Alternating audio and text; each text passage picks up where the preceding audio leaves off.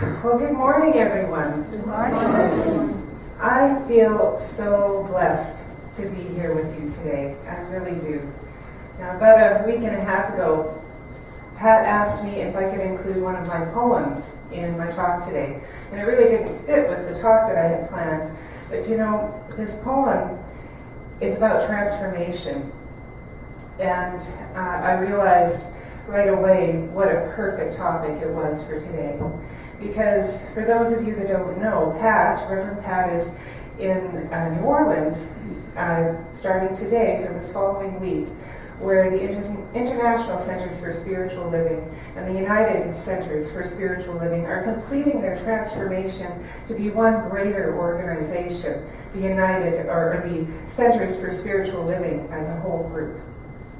So this topic of transformation is really very timely. And for me as well, a couple weeks ago, I just finished doing a weekend workshop on transformation called Sacred Rebirth, which I will be offering again in April. And so this topic of transformation is really forefront in my mind right now. And so I want to read you my poem.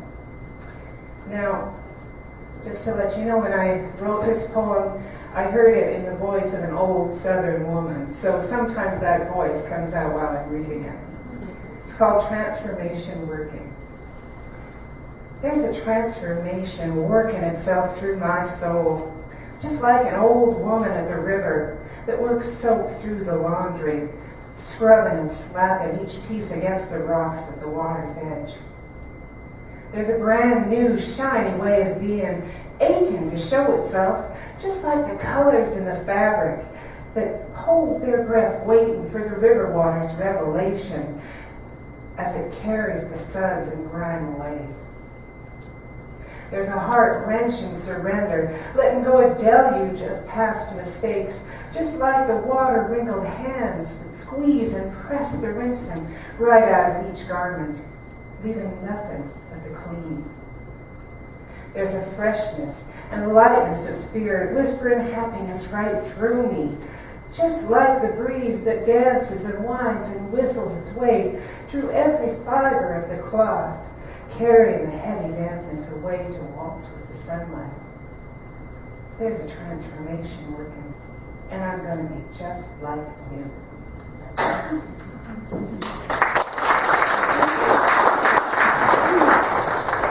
So what is a transformation? A transformation is a dramatic change in function or form or in the essential properties of something. In the animal kingdom, they talk about transformation as a metamorphosis or a change from one part of the life cycle to another. And in spiritual, metaphysical terms, we talk about transformation as an enlightenment or an awakening, just like what Lana was reading about, waking up. So I'm going to talk a little bit about the animal transformations because I find that the metaphor of animal transformation speaks to me in my life. So I'm going to tell you a story, firstly, about a butterfly. So there's this little boy, he found a caterpillar. He brought it home and he decided he was going to raise this caterpillar. And so he took very good care of it and fed it and watched it grow. Well, one day the caterpillar started building its chrysalis. And he was so excited, this little boy, because he knew that meant the butterfly was going to be coming. So he waited and watched and waited and watched. And finally one day he started to see the butterfly struggling inside the chrysalis. And he thought, oh boy, the butterfly's about to be born. So he watched and he waited. And over time he began to feel concerned. He began to be afraid that maybe something was wrong. It was taking so much time. And that butterfly looked like it was straining so hard inside that chrysalis. And he worried that maybe it wouldn't be able to get out. So his heart went out to the butterfly. And he decided that he would just get a scissor and just cut a tiny little slit in that chrysalis to allow the butterfly to come out more easily. Well, it did. It slid out more easily. But you know, it didn't look like a butterfly. Its body was all swollen, and its wings were all shriveled, and it couldn't fly, it could only crawl. And the little boy thought, look, that doesn't seem right, but, well, maybe it takes more time. So he thought he would just leave it for a day and come back and see how it was doing. And the next day when he came back, its body was still all swollen and its wings were still all shriveled, and it still couldn't fly, and it crawled along the branch. Well, eventually the butterfly died, never having learned how to fly.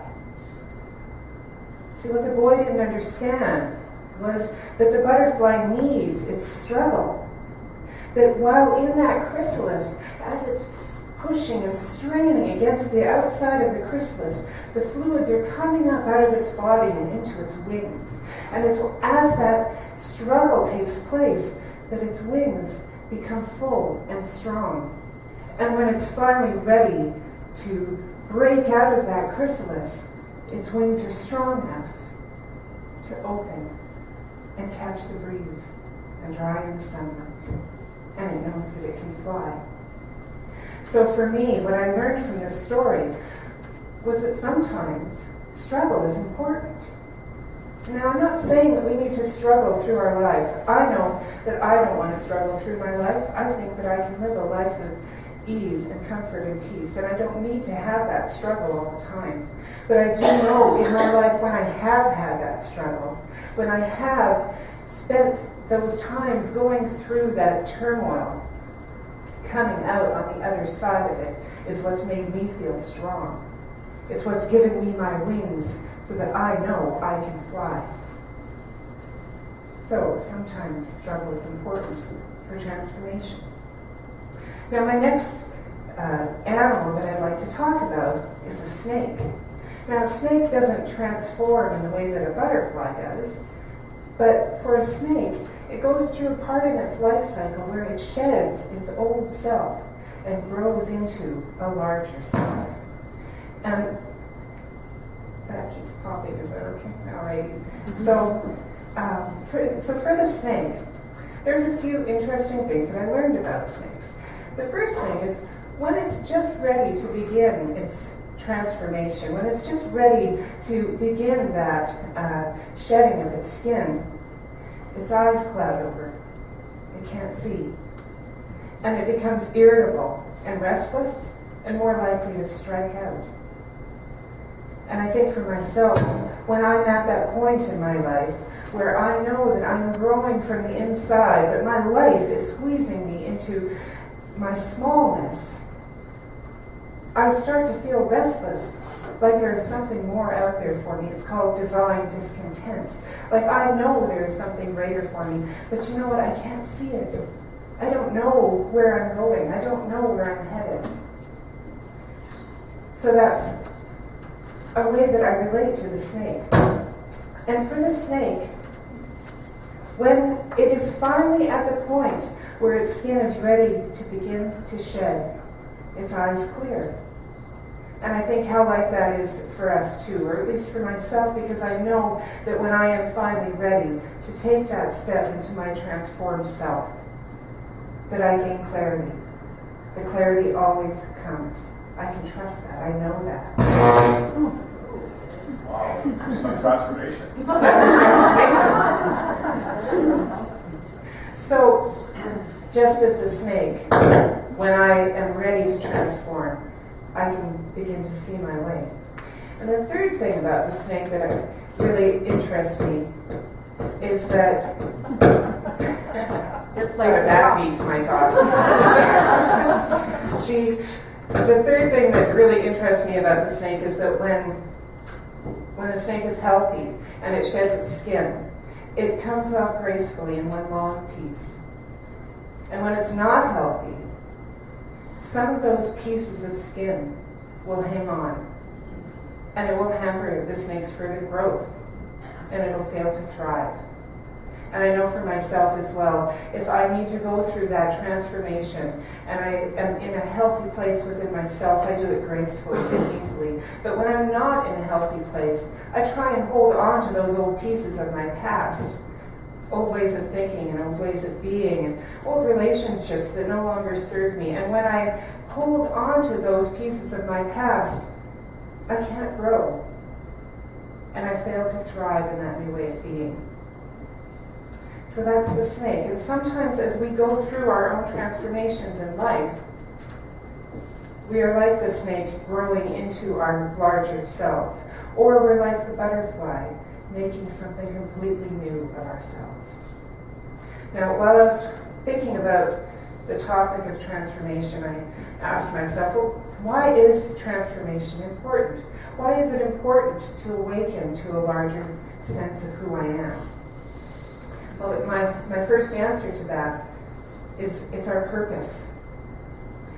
Eric Butterworth wrote, "The purpose of life is not acquisition, but the unfoldment and personal development." Unfoldment. That's a beautiful word. That means growth and change and transformation. And I love that word, that unfoldment. You see, the universe is always growing and expanding. We know that scientifically. And our place, our purpose within that body of God is to partake of that divine nature of growth and expansion and grow and expand our own lives, just as God is growing and expanding the universe around and within us. So it's our purpose. The second reason why it's important is it's because it's a beautiful and integral part of who we are as a human species. Ben Okri, the Nigerian poet, wrote, "The most authentic thing about us is our capacity to create, to overcome, to endure, to transform, to love, and to be greater than our suffering." And I would add that without this capacity to grow and transform, our species would not still be on this planet, because we would have been overrun plenty of times by animals that were stronger and faster and larger and more resilient than we are as a human species. It's our ability to change and transform that has perpetuated our species and that has continued our forward movement as a human race and continues our forward movement as individuals. And the third reason why transformation is important to me is because it's time. It's time. Ernest Holmes wrote, "The time has come in our evolution when we should awaken to the recognition that behind each one stands the eternal mind, that each has complete access to it, that each may come to it for inspiration and revelation, and that surrounding all is a divine law, obeying the dictates of this eternal mind." We live in fantastic and amazing times where the human race is just beginning to understand that there is nothing that we cannot accomplish, including peace in our world. Great minds know that if we can conceive it, we can create it. And as a result, our lives and our world is changing at an ever faster pace. This is our time as individuals to grow into our larger selves so that we can be a part of the direction that our world is changing. So that we can be a part in making that change happen to the betterment of humanity. And that's why this time is also the time for the Centers for Spiritual Living to grow into its larger vision so that it can have that ability to grow and direct that direction of humanity.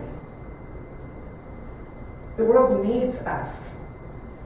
This is our time.